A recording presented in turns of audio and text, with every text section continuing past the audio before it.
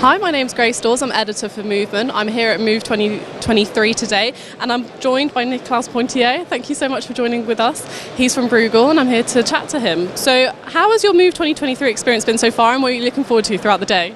So we're still early in the morning, but we already had the keynote where I was speaking, so it was a very interesting experience. There's a lot of very intriguing stands here, a lot of interesting companies, so I'm really looking forward to learning what they plan for the future of mobility. And first of all, can you tell me a bit about your role as a research fellow at Bruegel and how the company fits into the world of mobility?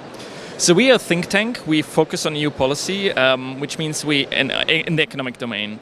So we really think about, for instance, what is the role of industrial subsidies to produce electric cars? What is the role of subsidies to decarbonize the electricity grid, and these kind of topics. So it's basically trying to translate the academic knowledge that we have about how to conduct economic policies into actional policies for politicians that they can enact in the general economic domain. And you just came from your panel discussing how can we make green subsidies operable and politically acceptable. Can you tell me a bit about your main takeaways from that talk and the highlights of it as well? So we talked mostly about we talked about many different things in this panel, but the main theme was the role of subsidies in kind of attracting investment, promoting new modes of transportation, electricity in particular, electric mobility in particular.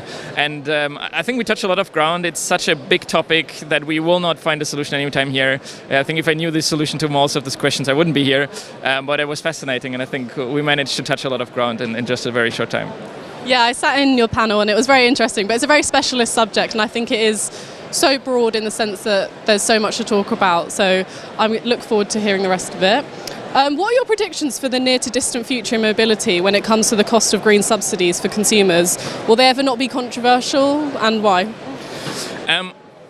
I think we're in a crossroads where, on the one hand, some of the mobility technologies are now market ready, meaning they don't need subsidies anymore.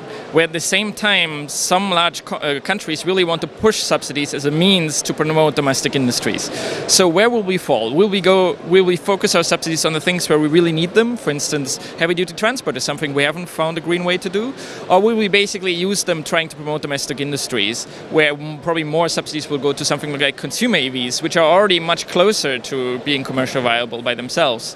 I don't think we know yet, but this is kind of the interesting space we're in right now. And lastly, everyone this year is making a Move pledge. We did it last year and we're doing it again this year. Can you tell me what your Move pledge is, please? So as a think tanker and someone that talks regularly to policymakers all over Europe, my big my big carbon footprint is travel. So I think for me the main pledge for the main goal in transport for the next year is to reduce the amount of plane travel that I do, try to use the train as much as possible, or use other means like video conferencing. Great. Thank you so much for speaking with us today, Niclas. It's a pleasure. Thank you.